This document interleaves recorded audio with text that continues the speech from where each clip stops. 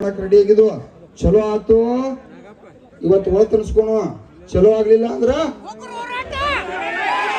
50 ಲಕ್ಷ ಮಂದಿ ಬರೋಕೆ ಹಿಡಿದಿರ್ಲ. ಆಯ್ತು, ಇಷ್ಟ ಐತೆ. ಎಲ್ಲೇ ತೆಪ್ಪೆ ಅವ್ರು ಏನ್ ಬೇಕಾದ ಹೇಳಿ. ಈಗ ಕೇಳೋಣ. ಸಂದೇಶ ಏನ್ ತಗೊಂಬಂದ್ರು? ಒಳ್ಳೆ ಸಂದೇಶ ತಗೊಂಬಂದಿರತ್ತಂದ್ರ ಒಳ್ತನೂ ಒಳ್ಳೇದಿಲ್ದಿರತ್ತಂದ್ರ ನಮ್ ಹೋರಾಟ ನಮಗ ಐತೆ.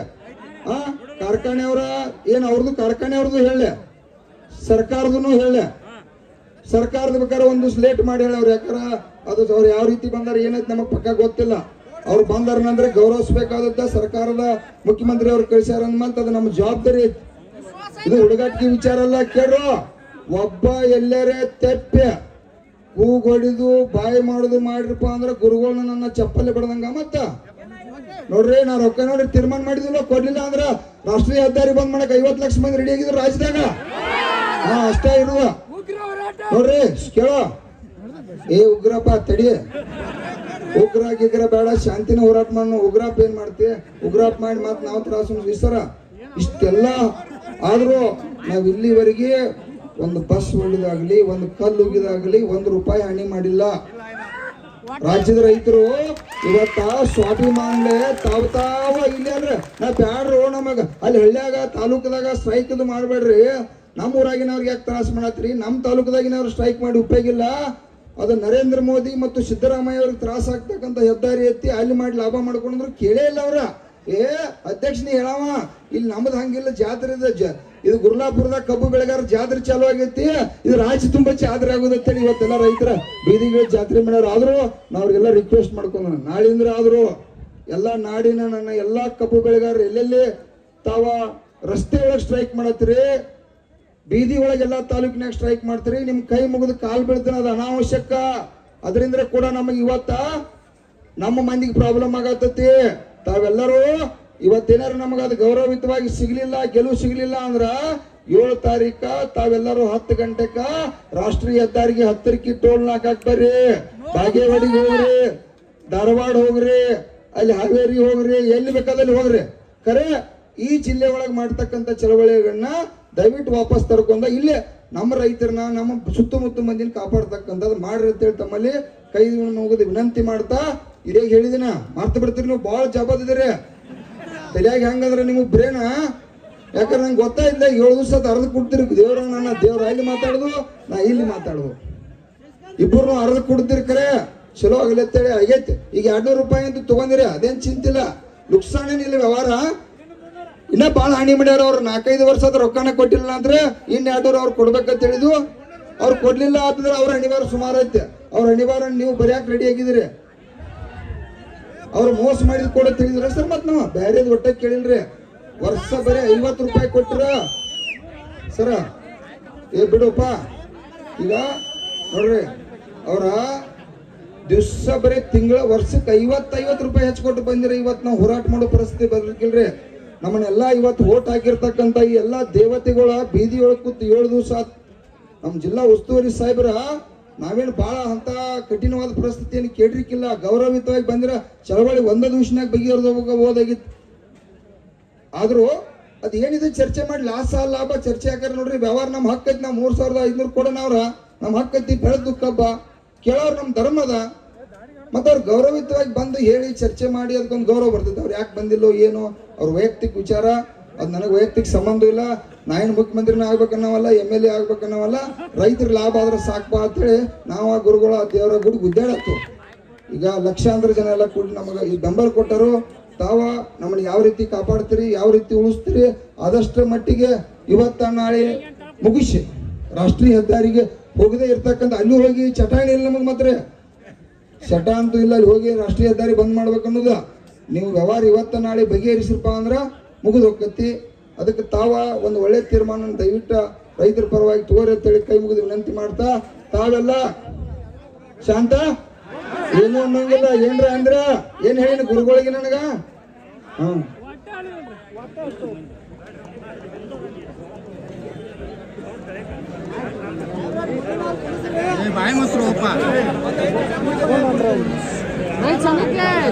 ಈಗಾಗಲೇ ನಿಮ್ಮನ್ನ ಉದ್ದೇಶಿಸಿ ಸುಮಾರು 45 ನಿಮಿಷ ಮಾತನಾಡಿರ್ತಕ್ಕಂಥ ಚಿನ್ನಪ್ಪ ಪೂಜಾರ್ ಅವರೇ, ಶಶಿ ಗುರೂಜಿ ಅವರೇ,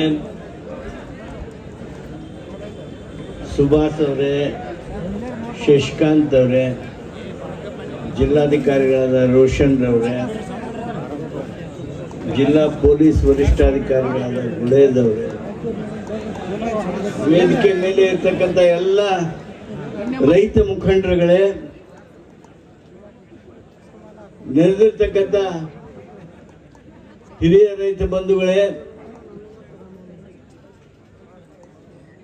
ಮಹಾರಾಷ್ಟ್ರದ ರೈತ ಸಂಘದವರು ಬಂದಿದ್ದಾರಂತೆ, ಅವ್ರಿಗೂ ಸಹಿತ ಗೌರವದಿಂದ ಬೋಧಿಸ್ತಾ ನೆರೆದಿರ್ತಕ್ಕಂಥ ಎಲ್ಲ ರೈತ ಬಂಧುಗಳೇ, ಗೆಳೆಯರೇ,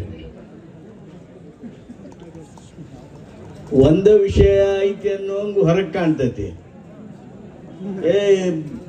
ಕಬ್ಬಿನ ಬೆಲೆ ಒಂದು ಇಷ್ಟು ಬರ್ತಿ, ಇಷ್ಟ ಆದ್ರೆ ಮುಗಿದು ಹೋತು, ಏನೂ ಇಲ್ಲ ಅಂತೇಳಿ ಹೊರಗೆ. ಆದ್ರೆ ಇಲ್ಲೇ ನಿಮ್ಮ ರೈತ ಮುಖಂಡರ ಮಾತುಗಳನ್ನು ಕೇಳಿದಾಗ ತಳದಾಗಿಂದ ಮ್ಯಾಲಿನ ಮಠ ವಿಷಯಗಳನ್ನು ಪ್ರಸ್ತಾಪ ಮಾಡಿದರು. ವೇಯಿಂಗ್ ಬ್ರಿಡ್ಜ್ಗಳನ್ನು ಮಾಡೋದಕ್ಕೆ ಸರ್ಕಾರ ನಿರ್ಣಯ ಮಾಡಿದೆ. ಈಗಾಗಲೇ ಸಚಿವ ಸಂಪುಟದಲ್ಲಿ ನಿರ್ಣಯ ಆಗಿತ್ತು, ಮಾನ್ಯ ಸಿದ್ದರಾಮಯ್ಯನವರು ಘೋಷಣೆ ಮಾಡಿದ್ರು. ಆದರೆ ವಾಸ್ತವಿಕವಾಗಿ ಒಂದೆಲ್ಲೇ ಆಗಿದೆ ಅಥವಾ ಆಗ್ತಾ ಇದೆ, ಉಳಿದಿದ್ದು ಯಾವ ನಮ್ಮ ಬೆಳಗಾಂ ಜಿಲ್ಲೆಯಲ್ಲಿ ಆಗಿಲ್ಲ ಅನ್ನೋದ್ರ ಬಗ್ಗೆ ಸ್ಪಷ್ಟವಾಗಿ ಹೇಳಿದರು. ಅದ್ರ ಬಗ್ಗೆ ನಿರ್ಣಯ ಆಗಬೇಕು, ಎಷ್ಟು ದಿವಸದಾಗ ಆಗುತ್ತಾ ಆಗಬೇಕು,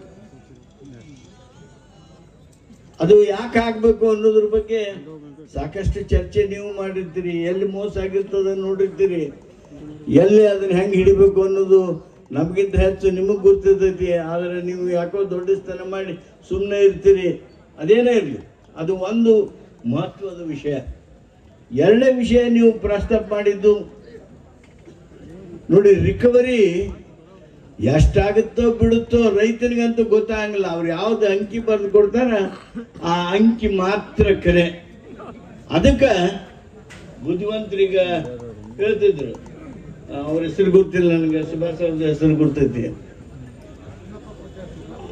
ಅಲ್ಲಲ್ಲ ಪೂಜಾರ್ ಅವ್ರದ್ದಲ್ಲ, ಪ್ರಕಾಶ್ ನಾಯ್ಕ ಸುಭಾಷ್ ಅವರು ಮಾತಾಡಿ ಹೇಳ್ತಿದ್ರು, ಇಂಪಾರ್ಟೆಂಟ್ ಅಂದ್ರೆ ಆ recovery sampler, sugar cane recovery sampler ಅಂದ್ರೆ ಈಗ ಹೆಂಗೆ ನಾವು ಹಾಲಿನೊಳಗಿದ್ದ ಫ್ಯಾಟನ್ನು ನೋಡಿ ಬೆಲೆ ನಿಗದಿಪಡಿಸ್ತೀವಿ, ಹಂಗೆ ಶುಗರ್ ಕೇನ್ ರಿಕವರಿ ಸ್ಯಾಂಪ್ಲರ್ ಮುಖಾಂತರ ನಮಗೆ ನಮ್ಮ ರಿಕವರಿ ಗೊತ್ತಾಗಬೇಕು, ಅದು ಪಾರದರ್ಶಕ ಆಗಬೇಕು.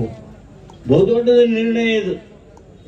ಈ ವೇಯಿಂಗ್ ಬ್ರಿಡ್ಜು ಆಮೇಲೆ ಸ್ಯಾಂಪ್ಲರ್ ಇವೆರಡು ರೈತನ ದೃಷ್ಟಿಯಿಂದ ರೈತನ ಹಿತ ಕಾಪಾಡೋದಕ್ಕೆ ನಿಮಗೆ 100-200 ಹೆಚ್ಚು ಕಡಿಮೆಗಿಂತ ಹೆಚ್ಚು ಮಹತ್ವದ್ದು ಅನ್ನೋದನ್ನು ನಾನು ಸಂಪೂರ್ಣವಾಗಿ ಒಪ್ಕೊಳ್ತೀನಿ. ಇದರ ಜೊತೆಗೆ ನೀವು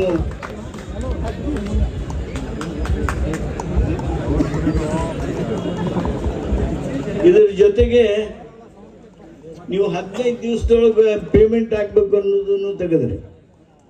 15 ದಿವಸದಾಗ ಆಗಬೇಕು, ಅವು ಆಗಲ್ಲ. ಹಣಕಾಸಿಂದ ಭಾಳ ತೊಂದರೆ ಇರುತ್ತೆ, ಬ್ಯಾಂಕ್ನವ್ರು ಕೊಡಲ್ಲ, ಅಲ್ಲಿ ಸಾಲ ಕೊಡಲ್ಲ, ಇಲ್ಲಿ ಸಾಲ ಕೊಡಲ್ಲ. ಅದಕ್ಕೆ ನೀವು ಅದ್ರ ಜೊತೆಗೆ ಸಮಸ್ಯೆ ಜೊತೆಗೆ ಪರಿಹಾರನೂ ಸೂಚಿಸ್ತಾ ಇದ್ದೀರಿ. 15 ದಿವಸ ಪೇಮೆಂಟ್ ಆಗಲಿಲ್ಲ ಅಂದ್ರೆ ನಮಗೆ ಬಡ್ಡಿ ಹಾಕಿ ಕೊಡ್ರಿ. ಅವ ಬ್ಯಾಂಕ್ನಾಗ ಯಾವಾಗ ನಿಮಗೆ ಕೊಡ್ತಾನ ಅಥವಾ ನಿಮಗೆ ಎಲ್ಲಿಂದ ಹಣ ಬರ್ತೈತಿ ಅದು ಬಂದಾಗ ಬಡ್ಡಿ ಹಾಕಿಕೊಡ್ರಿ. ಇದು ಸೊಲ್ಯೂಷನ್ ನೀವೇ ಹೇಳಿದ್ರಿ. ಶುಗರ್ ಕೇನ್ ಕಮಿಷನರೇಟ್ ಅದು ಬೆಳಗಾವಕ್ಕೆ ಆಗ್ಬೇಕಾಗಿತ್ತು. ಈಗಾಗಲೇ ನೀವು ಮಾಡಿರ್ತಕ್ಕಂಥ ವಿನಂತಿಗಳು, ಚರ್ಚೆಗಳು ಮಾಧ್ಯಮದ ಮುಖಾಂತರ ನೋಡಿದ್ದು. ಮಾನ್ಯ DC ಅವರು ಸುಮಾರು 1 ಗಂಟೆಗಳ ಕಾಲ ಅವರು ಹಾಗೂ SP ಗುಳೇದ್ ಅವರು ನನಗೆ ನಿಮ್ಮ ಪ್ಲಸ್ ಪಾಯಿಂಟ್ ಯಾವ್ಯಾವ ನೋಡ್ರಿ ಮಾಡಬೇಕು, ಹೆಂಗೆ ಆಗಬೇಕು ಏನಾಗಬೇಕು ಅನ್ನೋದ್ರ ಬಗ್ಗೆ ತಮ್ಮ ಒತ್ತಡವನ್ನು ಹೇಳೋದಲ್ಲದೆ ಹಲವಾರು ಮಾಹಿತಿಗಳನ್ನು ಮಾರ್ಗದರ್ಶನವನ್ನು ಕೊಟ್ಟಿದ್ದಾರೆ. ಈ ಶುಗರ್ ಕೇನ್ ಕಮಿಷನರೇಟನ್ನು ವಾಪಸ್ ಅದು ಇಲ್ಲಿ ಸ್ಥಾಪನೆ ಆಗೋದಕ್ಕೆ ಅದನ್ನು ಬರೀ 4 ಮಂದಿನ ಇಟ್ಕೊಂಡು ಮಾಡಿದರೆ ಸಾಲದು.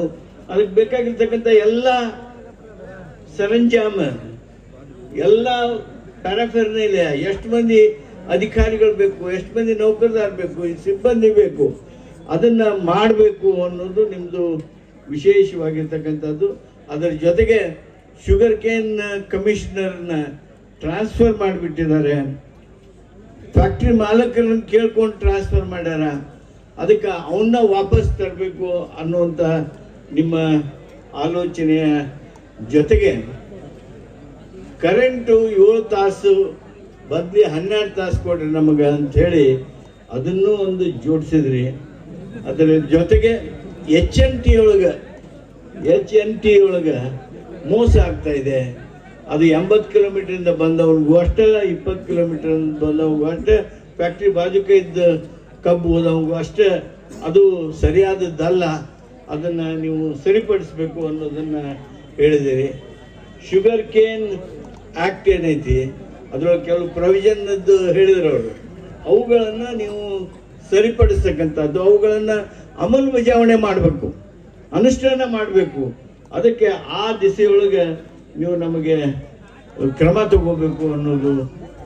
ಅದರ ಜೊತೆಗೆ ಮೊದಲೆಲ್ಲ ಹೇಳಿದ ಹಾಗೆ 3,000 ರೂಪಾಯಿ ಇದ್ದದ್ದನ್ನು 3,200 ರೂಪಾಯಿ ಮಾನ್ಯ ಜಿಲ್ಲಾಧಿಕಾರಿಗಳು, ಜಿಲ್ಲಾ ಉಸ್ತುವಾರಿ ಸಚಿವರು, ಹಲವಾರು ಕಾರ್ಖಾನೆಯವರು ಮಾತಾಡಿ ಅವ್ರಿಗೆ ಜಿಲ್ಲಾಧಿಕಾರಿಗಳು ಸಾಕಷ್ಟು ಏನು ತಾವು ಹೇಳಬೇಕಾಗಿತ್ತೋ ಹೇಳಿ 3,200ರವರೆಗೆ ಅದು ಬಂದು ಒಂದು ಕಡೆ ನಿಂತದ. ಅದನ್ನು ಅವರು ಡಿಸ್ಪ್ಯೂಟ್ ಮಾಡ್ತಾರೆ, ಯಾಕಂದರೆ ರಿಕವರಿ ಇಲ್ಲ. 11.5 ಇದ್ರೆ ನಾವು 3,200 ಕೊಡ್ಬೋದು, ಅದು 10 ಇದ್ರೆ ಹೆಂಗೆ ಕೊಡೋದು ಅಂತ ಡಿಸ್ಪ್ಯೂಟ್ ಇರ್ಬೋದು. ಅದಿರಲಿ, ರಿಕವರಿ ಬೇಸ್ಡ್ ರೇಟ್ ಕೊಡಬೇಕು ಅಂತಾರೆ. ನೀವು ರಿಕವರಿ ಒಳಗೆ ಮೋಸ ಆಗುತ್ತೆ ಅಂತ ಹೇಳ್ತೀರಿ. ಅದು ಯಾವುದಾದ್ರೂ ಒಂದು ಸತ್ಯ ಇರಲೇಬೇಕು. ಏನು 8 ವಿಷಯಗಳನ್ನು ನೀವು ಪ್ರಸ್ತಾಪ ಮಾಡಿದ್ರಿ. ಆ ಪ್ರಸ್ತಾಪ ಮಾಡಿರ್ತಕ್ಕಂಥ ಹಿನ್ನೆಲೆಯೊಳಗೆ ನಾನು ನಿಮಗೆ ಇಷ್ಟು ಹೇಳೋದಕ್ಕೆ ಬಯಸ್ತೇನೆ. ಸನ್ಮಾನ್ಯ ಮುಖ್ಯಮಂತ್ರಿಗಳು ಸಿದ್ದರಾಮಯ್ಯನವರು ನನಗೆ ಫೋನ್ ಮಾಡಿ, ಪಾಟೀಲ್ ರೈತರು ಅಲ್ಲಿ ಹೋರಾಟದೊಳಗೆ ತೊಡಗಿದ್ದಾರೆ, ಕಬ್ಬು ಬೆಳೆಗಾರರು, ಇವ್ರು ಯಾರು ರಾಜಕೀಯವಾಗಿ ಹೋರಾಟ ಮಾಡ್ತಕ್ಕಂಥವ್ರು ಅನ್ನೋದನ್ನ ಯಾರು ಇಲ್ಲಿವರೆಗೆ ತಪ್ಪಿ ಸಹಿತ ಹೇಳಕ್ಕೆ ಹೋಗಿಲ್ಲ. ಯಾಕಂದ್ರೆ ರಾಜಕೀಯೇತರವಾಗಿ ತಾವು ರೈತರ ಕಲ್ಯಾಣಕ್ಕಾಗಿ, ನಿಮ್ಮ ನೋವಿಗಾಗಿ ನೀವು ಈ ಹೋರಾಟವನ್ನು ಪ್ರಾರಂಭ ಮಾಡಿದ್ದೀರಿ. ನಿಮ್ಮ ಹೋರಾಟದ ಈ ಸಂದರ್ಭದೊಳಗೆ ರಾಜ್ಯ ಸರ್ಕಾರದ ಪರವಾಗಿ ಪಾಟೀಲ್ರ ನೀವು ಹೋಗಬೇಕು, ಹೋಗಿ ಆ ರೈತರನ್ನ ಭೇಟಿಯಾಗ್ರಿ, ರೈತ ನಾಯಕರನ್ನ ಭೇಟಿಯಾಗ್ರಿ, ಅವ್ರ ಜೊತೆಗೆ ಮಾತನಾಡ್ರಿ, ಚರ್ಚೆ ಮಾಡ್ರಿ. ಅಲ್ಲೇ ನೀವೇ ಕುತ್ಕೊಂಡು ಬಗೆಹರಿಸೋದು ಸಾಧ್ಯ ಇದ್ರೆ ಅಲ್ಲೇ ಕೂತ್ಕೊಂಡು ಬಗೆಹರಿಸ್ರಿ ಅನ್ನುವಷ್ಟರ ಮಟ್ಟಿಗೆ ನನಗೆ ಅವರು ಸೂಚನೆ ಕೊಟ್ಟು ಇಲ್ಲಿ ಕಳಿಸಿದ್ರು. ಇಲ್ಲಿ ಬಂದ ಮೇಲೆ ನಿಮ್ಮೆಲ್ಲ ಆಲೋಚನೆಗಳನ್ನು ನೋಡಿದಾಗ, ಯಾಕಂದ್ರೆ ನಿಮ್ದು ಬರೀ ಆ ರೇಟಿನ ಮಾತ್ರ ಇಲ್ಲ, ಅಲ್ಲಿ ಒಂದು 3,200 ಆಗಿತ್ತು, 3,100 ಆಗಿತ್ತು, 10 ರೂಪಾಯಿ 50 ರೂಪಾಯಿ ಹೆಚ್ಚರಾಗಲಿ ಕಡಿಮೆ ಆಗಲಿ, ಇದಕ್ಕೊಬ್ಬರಿ ಅದಕ್ಕೊಬ್ಬರಿ ಅಂತೇಳಿ ಚರ್ಚೆ ಮಾಡಿ ಮುಗಿಸುವ ವಿಷಯ ಇದಾಗಿಲ್ಲ. ಆದರೆ ಒಂದು ಮಾತು ಚಿನ್ನಪ್ಪ ಪೂಜಾರ್ ಅವ್ರು ಹೇಳಿದರು. ಏನು ಹೇಳಿದರು? 1 ದಿವಸ 2 ದಿವಸದಾಗ, ಅಂದರೆ ಸರ್ಕಾರದಾಗ ಒಮ್ಮೊಮ್ಮೆ ಒಂದು 15 ದಿವಸ ಟೈಮ್ ಕೊಡ್ರಿ ಅಂತೀವಿ ನಾವು. 15 ದಿವಸ ಆದಮೇಲೆ ಇಲ್ಲ ನೀವರ ನನ್ನ ಪಾರಿರ್ತೀರಿ, ಇಲ್ಲ ನಾವರ ನನ್ನ ಪಾರಿರ್ತೀವಿ. ಹಂಗಾಗಿ ಹಂಗೆ ಮುಂದೆ ಹೋಗ್ಕೊಂತ ಹೋಗ್ತಿರ್ತಾವೆ. ಅದಕ್ಕೆ ಹೇಳಿದ್ರು ಅವರು 1 ದಿವಸ 2 ದಿವಸದಾಗ ನಮ್ಗೆ ಇದನ್ನು ಬಗೆಹರಿಬೇಕು. ನಾನು ಪೂರ್ಣ ಹೋಗ್ತೇನೆ, ಅದಕ್ಕೆ ಪೂರ್ಣ ಸಹಮತಿ ಐತಿ. 1 ದಿವಸ 2 ದಿವಸದೊಳಗೆ ಮುಗಿಬೇಕು. ನಾನು ಈಗೇನೇ 8 ವಿಷಯಗಳನ್ನು ಮಾಡಿದ್ರಿ, 8 ವಿಷಯಗಳ ಪ್ಯಾಕೇಜ್ ನಿಮ್ದು. ನಿಮ್ಮ ಡಿಮಾಂಡು 8 ಅಂಶಗಳು, ಒಂದು ಅಂಶ ಅಲ್ಲ. ಈ 8 ಅಂಶಗಳ ಬಗ್ಗೆ ಇದು ಒಬ್ಬರ ನಿರ್ಣಯ ತಗೊಳ್ಳುವಂಥದ್ದಂತೂ ಅಲ್ಲ. ಬರೀ ಮುಖ್ಯಮಂತ್ರಿಗಳ ಹತ್ರ ಹೋಗಿ ನೀವು ನಾಳೆ ಮುಂಜಾನೆ ಮಾತಾಡಿ ನಮಗೆ ತಿರುಗಿ ಹೇಳ್ರಿ ಅಂತಂದ್ರೆ ಅದು ಆಗೋದಲ್ಲ. ಮಾನ್ಯ ಮುಖ್ಯಮಂತ್ರಿಗಳು ನಿಮ್ಮ ಜೊತೆಗೆ ಮಾತಾಡಬೇಕು. ನಿಮ್ಮ ಜೊತೆಗೆ ಮಾತಾಡಿ ನಿಮಗೆ ನೇರವಾಗಿ ಏನು ನಿಮ್ಮ ಕಬ್ಬಿಗೆ ಬೆಲೆ ಕೊಡಬೇಕಾಗಿರ್ತಕ್ಕಂಥ ಕಾರ್ಖಾನೆಯವರು ಅದಾರಲ್ಲ ಅವ್ರ ಜೊತೆಗೆ ಮಾತಾಡಬೇಕು. ಅಷ್ಟೇ ಅಲ್ಲ, FRP, MSP, ಶುಗರ್ ರೇಟು, ಇದರ ಸಲುವಾಗಿ ನಾವು ಕೇಂದ್ರ ಸರ್ಕಾರಕ್ಕೆ ಏನು ಮಾಡ್ತೇವೆ ರಾಜ್ಯ ಸರ್ಕಾರವಾಗಿ ಆ ನಿರ್ಣಯನ ನಾವು ಮಾಡಬೇಕು. ಅದರ ಜೊತೆಗೇನೆ ಹಲವಾರು ಕಾನೂನುಗಳನ್ನು ಅನುಷ್ಠಾನ ಮಾಡೋದು ಹೇಳಿದ್ರಿ, ಕಮಿಷನರೇಟನ್ನು ಸ್ಟ್ರೆಂಥನ್ ಮಾಡೋದು ಹೇಳಿದ್ರಿ. ಈ 8 ಅಂಶಗಳ ಬಗ್ಗೆ ನಾನು ನಿಮಗೆ ಒಂದು ಭರವಸೆಯನ್ನು ಕೊಡ್ತೀನಿ. ಸರ್ಕಾರದ ಪರವಾಗಿ ಮಾನ್ಯ ಮುಖ್ಯಮಂತ್ರಿಗಳ ಜೊತೆಗೆ ನಾಳೆ ಮುಂಜಾನೆ ನಾನು ತಲುಪಿದ ತಕ್ಷಣ ಅವ್ರಿಗೆ ಮಾತನಾಡಿ ನಾಳೆ ಸಾಯಂಕಾಲನೋ ಅಥವಾ ಇವತ್ತು ಫೋನ್ಯಾಗ ಮಾತಾಡಿದೆ ಅಂದ್ರೆ ನಾಳೆ ಸಾಯಂಕಾಲನೋ ಅಥವಾ ನಾಡ್ದನೋ ನೀವು ಯಾರು 10 ಮಂದಿ ಬರ್ರಿ, ನೀವು ಯಾರು 10 ಮಂದಿ ಬರ್ರಿ,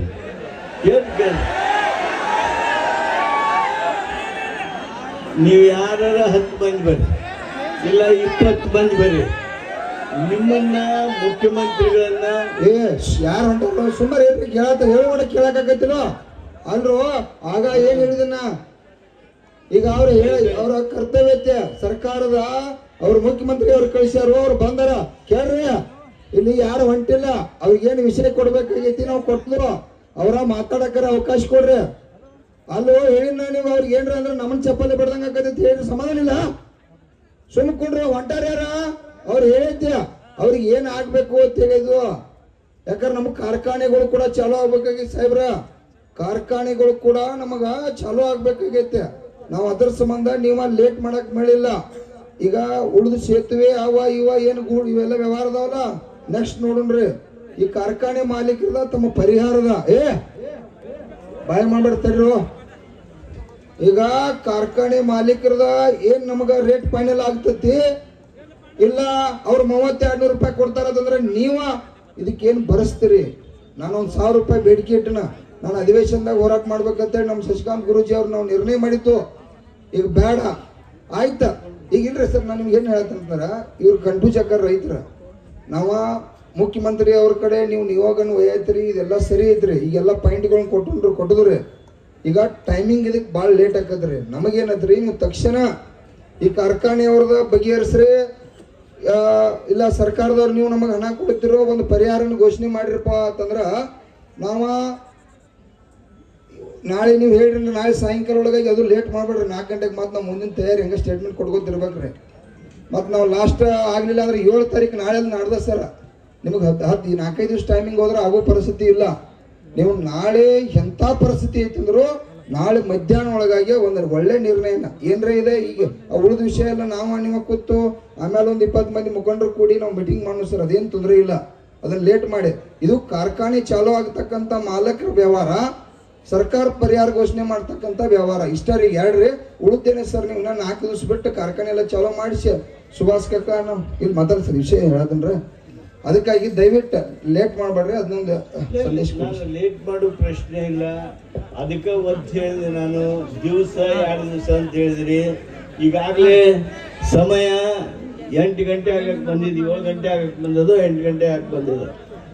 ಅದಕ್ಕೆ ನಾಳೆನೇ ಮೀಟಿಂಗ್ ಮಾಡೋದು, ನಾಳೆ ಸಾಯಂಕಾಲ ಮೀಟಿಂಗ್ ಮಾಡ್ಸಕ್ ನಾ ತಯಾರಿದೆ. ನಾಳೆ ಸಾಯಂಕಾಲ 6 ಗಂಟೆಗೆ ಸನ್ಮಾನ್ಯ ಮುಖ್ಯಮಂತ್ರಿಗಳ ಜೊತೆಗೆ ಮೊದಲನೇ ರೈತರ ಮೀಟಿಂಗ್. ನಂತರ ನೀವು ಅವತ್ತು ಇರಬೇಕಾಗುತ್ತೆ. 7ನೇ ತಾರೀಕು ಮುಂಜಾನೆ ಕಾರ್ಖಾನೆಯವ್ರದ್ದು ಮೀಟಿಂಗ್. ಅದ್ರ ಜೊತೆಗೇನೆ ಮತ್ತೆ ಏನು ಅಧಿಕಾರಿಗಳ ಮೀಟಿಂಗ್ ಆಗ್ಬೇಕು.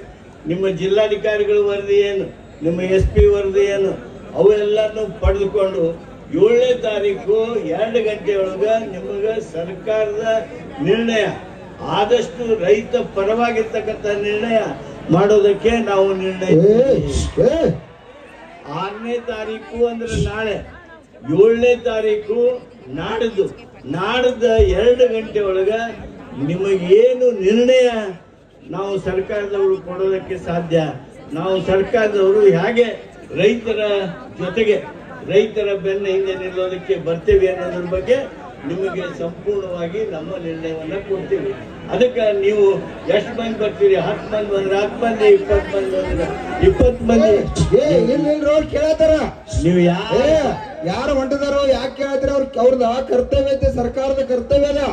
ನೋಡು, ದೊಡ್ಡ ವ್ಯವಹಾರ ಬಂದ್ರ ಮುಖ್ಯಮಂತ್ರಿ ಅವ್ರ ಜೊತೆ ಡಿಸ್ಕಷನ್ ಮಾಡಿ, ಈಗ ಕಾರ್ಖಾನೆ ವ್ಯವಹಾರ ಬೇರೆ ಐತೆ, ಇದು ಕಾರ್ಖಾನೆ ಅವರ ವ್ಯವಹಾರ, ಮುಖ್ಯಮಂತ್ರಿ ಕೂಡ ಬಗೆಹರಿಸಿದಂತ ವ್ಯವಹಾರ ಐತದ.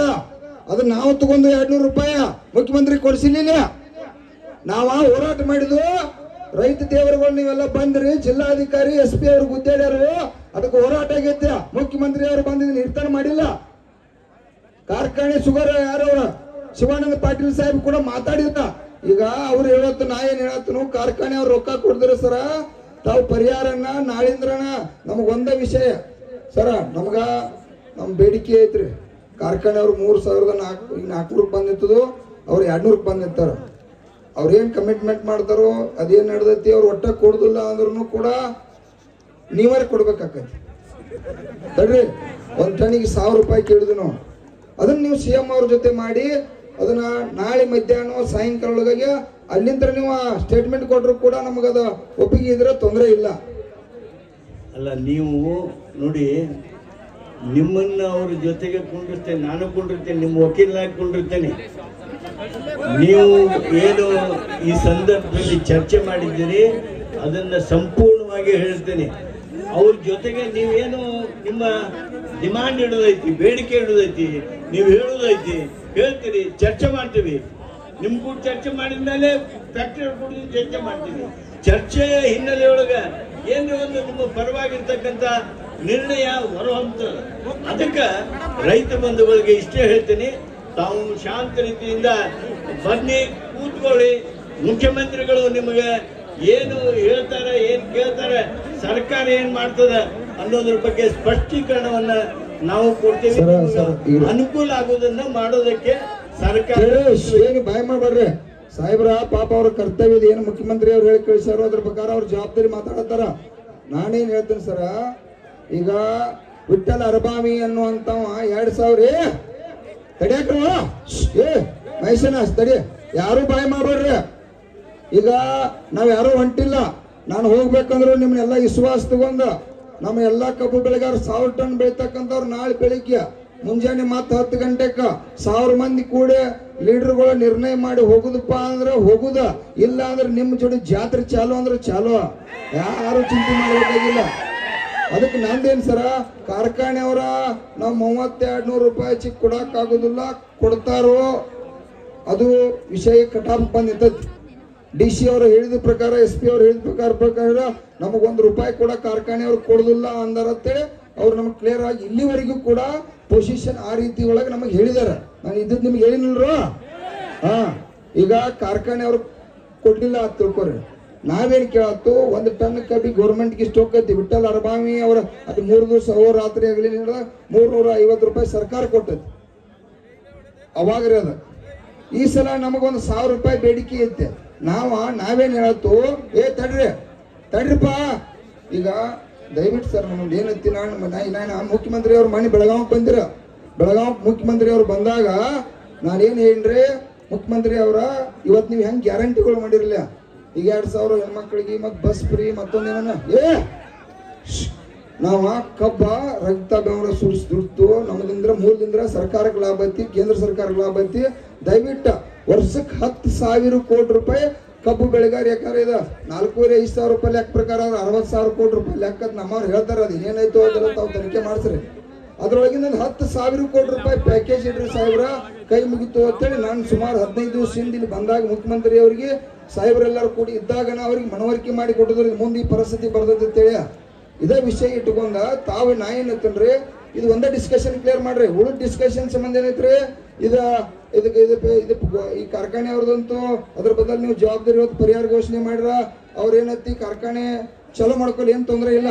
ಯಾಕಂದ್ರೆ ಅವ್ರು ಕೊಡೋದಿಲ್ಲ ಅಂದ್ಮೇಲೆ ನಾವು ಕಬ್ಬು ಉಳಿಸ್ಕೊಂಡು ಪರಿಸ್ಥಿತಿ ಇಲ್ಲ. ಅವ್ರು ನೋಡ್ಕೊಳಕ್ ಈ ರೈತ ದೇವರುಗಳು ರೆಡಿ ಅದಾರ, ನನಗೆ ಸಂಬಂಧ ಇಲ್ಲ. ಅವರೆಲ್ಲ ತೀರ್ಮಾನ ಮಾಡ್ಯಾರ. ಕಾರ್ಖಾನೆ ಅವ್ರು ಎಷ್ಟು ಮಂಡದರು, 4-5 ವರ್ಷ ಆದ್ ಮೋಸ ಮಾಡ್ಯಾರು, ಬರೀ 200 ಕೊಟ್ರು, ಇನ್ನ 200 ಕೊಡ್ಲಿಲ್ಲ ಅನ್ನೋದು ಇವ್ರಿಗೆಲ್ಲ ಗೊತ್ತಾಗ್ಬಿಟ್ಟೈತಿ. ಈಗ ಅದು ಬೇರೆ ವ್ಯವಹಾರ. ಯಾಕಂದ್ರೆ ಅವರ ಮೋಸ ಮಾಡೋ ಕಂಪನಿ ಅನ್ನೋದು ಪಕ್ಕಾ ಗೊತ್ತಾಗೈತಿ. ಯಾಕಂದ್ರೆ ಮತ್ತೊಂದು ಕಾರ್ಖಾನೆ ಕಟ್ಟಕ್ ರೊಕ್ಕ ಇರ್ತೈತಿ, ಈ ಕಬ್ಬು ಬೆಳೆಗಾರಿಗೆ ಇನ್ನು 200 ರೂಪಾಯಿ 200 ರೂಪಾಯಿ ಅಂದ್ರೆ ಎಷ್ಟ್ರಿ? ನಮ್ಮ ಬೆಳಗಾವಿ ಜಿಲ್ಲೆಗೆ ಎಷ್ಟ? ಈಗ 200 ರೂಪಾಯಿ ಅಂದ್ರೆ 800 ಅಂದ್ರೆ 1000 ಕೋಟಿ ರೂಪಾಯಿ ತಿಳ್ಕೊರಿ. ಅವ್ರಿಗೆ ಇನ್ನೊಂದು 800 ಕೋಟಿ ರೂಪಾಯಿ. ಸರ್, 1 ಟನ್ ಕಬ್ಬು ಕಾಟ ಹೊಡೆದ್ರ ಅವ್ರಿಗೆ ಉತ್ಪಾದನೆ ಎಷ್ಟು ಉಳಿದೈತಿ ಹೇಳ್ತಾನೆ ಕೇಳ್ರಿ. 1 ಟನ್ ಕಾಟ ಏನಿದೆ? ಏ ಅಣ್ಣ, ಏನ್ ಕೇಳತ್ತೆ? ತನಿಗೆ ಮಾತಾಡ, ಏನ್ ಮಾತಾಡತ್ತೆ? ಏನ್ ಗೊತ್ತೈತಿ ನನಗ? ಅಲ್ಲೋ, ನಾ ಏನ್ ಹೇಳ್ತೀನಿ, ಕಾರ್ಖಾನೆ ರೊಕ್ಕ ಕೊಡಿದ್ರೆ ಸರ್ಕಾರ ಪರಿಹಾರ ಘೋಷಣೆ ಮಾಡ್ರಿ ಅಂತ ಹೇಳ್ತಾನ. ಒಬ್ಬ ತಲೆಗೊಬ್ಬ ಮಾತಾಡಂಗಿಲ್ಲ.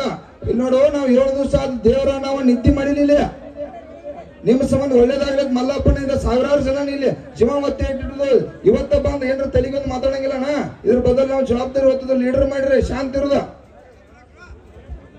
ಅದಕ್ಕೆ ಸರ, ದಯವಿಟ್ಟ 1 ಟನ್ ಕಬ್ಬ ಕಾಟ ಹೊಡೆದ್ರೆ ತಿಳ್ಕೊರೆ, ಸಕ್ರಿದೊಂದು 5,000 ರೂಪಾಯಿ, ನಮಗ್ ಕೊಡ್ತಕ್ಕಂತ ಕಾರ್ಖಾನೆ ಬಿಲ್ ಒಂದು 3,500 ರೂಪಾಯಿ, ಮತ್ತ ನಿಮಗ್ ಹೋಗ್ತಕ್ಕಂತ ತೆರಿಗೆ ಸ್ಪ್ರಿಟ್ ತುಡುಗರ್ಲೆ ಅಲ್ಲಿ ಒಂದು 4,500 ರೂಪಾಯಿ, ಮತ್ತು ಸಿಪ್ಪಿ ಅದೇನು ಟ್ಯಾಕ್ಸ ಮತ್ತೊಂದೇನೇನು ಎಲ್ಲಾದ್ರೂ ಕೂಡ ಒಂದು 10-12,000 ರೂಪಾಯಿ 1 ಟನ್ ಕಾಟ ಪಡೆದ್ರೆ ಉಳ್ಕೊಂಡ್ಬಿಡ್ತಾರ್ರಿ ಅವ್ರ.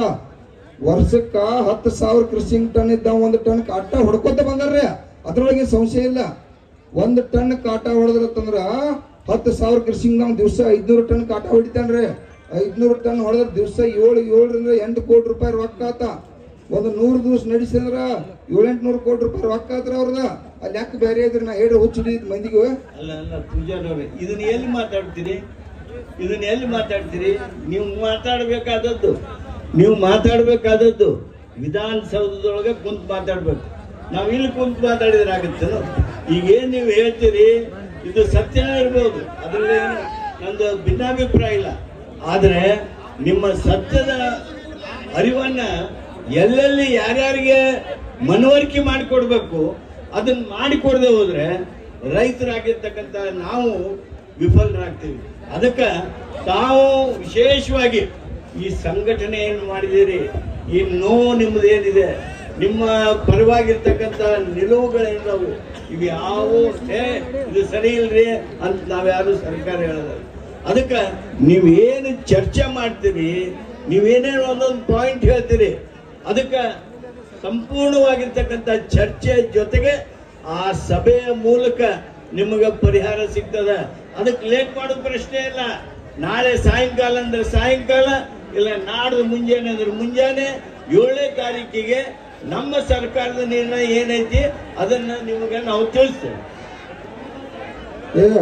ಅಣ್ಣ, ಈಗ ಕೇಳ್ರಿ, ಮುಖ್ಯಮಂತ್ರಿ ಕಡೆ ನಾವು ಯಾರು ಹೊಂಟಿಲ್ಲ, ಗಡಬಡ್ಸಕ್ ಹೋಗ್ಬೇಡ್ರಿ, ಒಂದು ಸ್ವಲ್ಪ ಶಾಂತಿರ್ರಿ. ಅದನ್ನ ಬೆಳಿಗ್ಗೆ ಬೇಕು ತಡ್ರಿ. ಈಗ ಅವ್ರದ ಪಾಪ ನೋಡ್ರಿ, ಈಗ ಅವರ ಮುಖ್ಯಮಂತ್ರಿ ಅವ್ರಿಗೆ ಇದೆಲ್ಲ ವಿಷಯ ಗೊತ್ತಾಗಿತ್ತು ಇಲ್ಲೋ ಗೊತ್ತಿಲ್ಲ. ಇಲ್ಲಿ ಬಂದ ಮೇಲೆ ನಾವೆಲ್ಲ ಮನವರಿಕೆ ಮಾಡಿ ಕೊಡ್ತಕ್ಕಂಥ ಚಟುವಟಿಕೆ ಆಗೈತಿ. ಬಹುಶಃ ಟಿವಿ ಮಾಧ್ಯಮ ಈ ದೇವರ ಪ್ರಕಾರ ಅವರೆಲ್ಲ ನೋಡಿದಾರ. ಆದರೂ ಅದು ಇರ್ಲಿ, ವ್ಯವಸ್ಥೆ ಆಟ ದೊಡ್ಡ ಹೊಲಸೈತಿ. ಈಗ ಸಾಹೇಬ್ರ, ನಮ್ದೊಂದು ದಯವಿಟ್ಟು ವಿನಂತಿ, ನೀವ ಕೇಳ್ರಿ. ಬಾಯಿ ಯಾಕೆ ಮಾಡಿದ್ರಿ ಕೇಳ್ರಿ. ಸರ್, 100% ನಮಗೆ ನೀವು ಪರಿಹಾರ ಘೋಷಣೆ ಮಾಡಲೇಬೇಕು. ಕಾರ್ಖಾನೆ ಅವ್ರು ಇವತ್ತು ಅವ್ರ 3,200 ಕೊಡ್ತಾರೋ, 300 ಕೊಡ್ತಾರೋ ಕೊಡ್ಲಿ, 400 ಕೊಡ್ತಾರೋ ಕೊಡ್ಲಿ. ಅವ್ರು ಯಾವ ಕಟ್ ಆಫ್ ಡೇಟಿಗೆ ಬಂದರು, ಅದೇನೈತಿ ನಡೆದೈತಿ, ಅದಕ್ಕೆ ಎಲ್ಲದಕ್ಕೂ ಗಟ್ಟಿಗಿದು. ತಾವು ಕಾರ್ಖಾನೆ ಅವ್ರು ಏನಾರು ಬರ್ಸಲಿಲ್ಲ ಅಂತಂದ್ರ ನಾವು 1 ಟನ್ನಿಗೆ 1,000 ರೂಪಾಯಿ ಕೇಳಿದು. ತಾವು ಮುಖ್ಯಮಂತ್ರಿ ಅವ್ರ ಜೊತೆ ಚರ್ಚೆ ಮಾಡಿ ಇವತ್ತರ ಇಲ್ರಿ ಚರ್ಚೆ ಮಾಡಿ ಸರ್. ಈ ಟಿವಿ ಮುಖಾಂತರ ಅವ್ರೆಲ್ಲ ನೋಡಿರ್ತಾರ್ರಿ, ಇಡೀದೆಲ್ಲ ಲೈವ್ ಐತ್ರಿ ಟಿವಿ ಒಳಗ್ರಿ. ಈ ರಾಜ್ಯದ ಮುಖ್ಯಮಂತ್ರಿ ಅವ್ರು ಕೂತಿದ್ದೀನಿ, ಎಲ್ಲಾ ಪ್ರಶ್ನೆ ಕೂಡ ನೋಡುವಂತ ಪರಿಸ್ಥಿತಿ ಒಳಗ ಈ ದೇವರುಗಳೆಲ್ಲ ರೆಡಿಯಾಗಿ ಇಡೀ ದೇಶಕ್ಕೆ ರಾಜ್ಯಕ್ಕೆ ತೋರಿಸುವಂತದ್ದು ನಡೆದದ್ರಿ. ನಾವೇನಿತ್ತು ಸರ್, ನಮಗೂ ಇಲ್ಲಿ ಹೆಂಗೈತಿ, ನೀವ ಸರ್ಕಾರ ನೀರು ಕೊಡ್ರಿ ಸರ್. ಏನಾಗೈತ್ರಿ, ನೀವ ಈಗ 2 ದಿವಸದಿಂದ ಬಂದಿರ ತಿಳ್ಕೊರಿ, ಅವಾಗ ಏನಾರ ಡಿಸ್ಕಷನ್ ಮಾಡ್ಬೋದಾಗಿತ್ತ. ನಿನ್ನೆ ಕಾರ್ಖಾನೆ ಅವ್ರು ಯಾವಾಗ ರೊಕ್ಕ ಕೊಡುದಿಲ್ಲ ಅನ್ನುವಂತ ಸಿಚುವೇಶನ್ ತಿಳಿದಾಗ ನಿನ್ನೆ 4 ಗಂಟೆಗೆ ನಾವು ನಿರ್ಣಯನ ಸರ್ಕಾರಕ್ಕೆ ಸಂದೇಶನ ಲಿಖಿತ ರೂಪದಾಗ ಲೆಟರ್ ಮುಖಾಂತರ, ತಹಶೀಲ್ದಾರ್ ಮುಖಾಂತರ DC ಸಾಹೇಬ್ರಿಗೆ ಹಚ್ಚಿ ನರೇಂದ್ರ ಮೋದಿ ಅವ್ರಿಗೂ ಕಳಿಸಿದ್ರು, ತಮಗೂ ಕಳಿಸಿದ್ರು. ಇಂಥ ದಿವಸ ಸ್ಟ್ರೈಕ್ ಮಾಡೋ ಪರಿಸ್ಥಿತಿ ಐತಿ ಅಂತೇಳಿ ಮಾಧ್ಯಮ ಮುಖಾಂತರ ಕೂಡ ನಾವು ಸರ್ಕಾರಕ್ಕೆ ಸಂದೇಶ ಕೊಟ್ಟದ್ದಾಗೈತ್ರಿ. ಅದಕ್ಕೆ ದಯವಿಟ್ಟು ಈ ಜನರದು ಕೂಡ ಈ ಸ್ಥಿತಿಯನ್ನು ನನ್ನ ಕಂಟ್ರೋಲ್ದಾಗ ಇಲ್ರಿ. ಅವ್ರೀಗ ಈಗ ವೇದಿಕೆ ಕಂಟ್ರೋಲ್ ಐತಿ ಹೇಳ್ತಾನ್ರಿ, ಆದ್ರೂ ಇವ್ರಿಗೆ ಯಾವ್ದಾರ ಒಂದು ಫೈನಲ್ ಆಗ್ಬೇಕಾಗಿತ್ತು.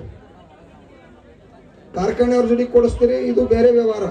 ಇಲ್ಪ ಕಾರ್ಖಾನೆ ಅವ್ರು ಕೊಡಂಗಿಲ್ಲ ಅಂದ್ರ ಸರ್ಕಾರ ಏನು ಪರಿಹಾರ ಅದನ್ನು ಕೊಟ್ಟ ಈ ಕಬ್ಬು ಬೆಳೆಗಾರನ ರಕ್ಷಣೆ ಮಾಡ್ತೀರಿ ಅನ್ನೋದಂತದ ನಾಳೆ ಮಧ್ಯಾಹ್ನವರೆಗೆ ದಯವಿಟ್ಟು ನೀವು ತಿಳಿಸ್ರಿ ಅನ್ನೋದು ಕೈ ಮುಗಿದು ನಿಂತಿದೆ. ನಾಳೆ ನೀವು ಚರ್ಚೆಗೆ ಬರಬೇಕು, ಕೂಡಬೇಕು, ಮಾತನಾಡಬೇಕು.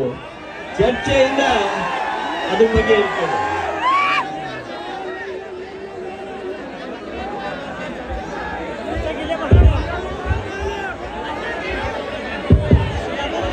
ಕರ್ನಾಟಕ ರಾಜ್ಯ ರೈತ ಸಂಘಕ್ಕೆ ತಮ್ಮ ಹಿಂದೆ ಯಾರು ಮಾತಾಡ್ಬೇಡ್ರಿ. ನಿಮ್ಮಪ್ಪಣ ಹಿಂದ್ ಮಾತಾಡ್ಬೇಡ್ರಿ. ಕರ್ನಾಟಕ ರಾಜ್ಯ ರೈತ ಸಂಘಕ್ಕೆ ಒಂದ್ 2-3 ನಿಮಿಷ ಶಾಂತಿ ಇರ್ತೀರಿ, ಶಾಂತ ಆಗ್ರಿ. ಈಗ ರಾಜ್ಯಾಧ್ಯಕ್ಷರೆಲ್ಲ ವಿಷಯ ಮನವರಿಕೆ ಮಾಡಿಕೊಟ್ರು. ತಮ್ಮ ಕೇಳಬೇಕಾ? ಕರ್ನಾಟಕ ರಾಜ್ಯ ರೈತ ಸಂಘಕ್ಕೆ ಇದು ಬಹಳ ಗಾಂಭೀರ್ಯ ವೇದಿಕೆ ಅದ. ಒಂದು 3 ನಿಮಿಷ ಅಷ್ಟ ಕೇಳ್ರಿ ಶಾಂತವಾಗಿ. ರಾಜ್ಯಾಧ್ಯಕ್ಷರು ಎಲ್ಲ ವಿಷಯ ಮನವರಿಕೆ ಮಾಡಿಕೊಟ್ರು. ನಮ್ಮದು ಹೆಂಗಾಗ್ಯದ ಪರಿಸ್ಥಿತಿ ಅಂದ್ರ ಮದುವೆ ಹೋಗಿ ಮಗ ಯಾವಾಗ ಹುಟ್ಟತದ ಕೇಳೋ ವಿಚಾರ ಬಂದದ. 7 ದಿವಸ ನಾವು ಹೋರಾಟ ಮಾಡಕತ್ತೀವಿ. ಮೊನ್ನೆ DC ಸಾಹೇಬರು ನಮಗ್ ತಮ್ಮ ಕೇಳ್ರಿ ಅಷ್ಟ ವಿಷಯ ಕೇಳ್ಕೊ. DC ಸಾಹೇಬರು ಬಂದು SP ಸಾಹೇಬರು ಬಂದು 3200 ರೂಪಾಯಿ ಘೋಷಣೆ ಮಾಡಿ ಹೋಗ್ಯಾರ. ಇದು ರಾಜ್ಯ ಮಾಧ್ಯಮ ಎಲ್ಲ ಕಡೆ ಪ್ರಸಾರ ಆಗ್ಯದ. ಇವತ್ತು HK ಪಾಟೀಲ್ ಸಾಹೇಬರು ಬಂದಾರ. ಈ ಕಲ್ಟಿವೇಶನ್, HNT, ಟ್ರಾನ್ಸ್ಪೋರ್ಟ್, ಡಿಜಿಟಲ್ ಕಾಟ, ಕರೆಂಟ್ ಇದಾದ ನಮಗೆ ಸದ್ಯ ಅವಶ್ಯಕತೆ ಇಲ್ಲ. ಆಮೇಲೆ ಅಧಿವೇಶನ ಮಾಡ್ಕೊಳ್ಳೋಣ, ಅದು ಬೇಡ. ಇದು ಒಂದೇ ಬೇಡಿಕೆ. ಈ ವೇದಿಕೆ ಮ್ಯಾಗ ನಮಗೆ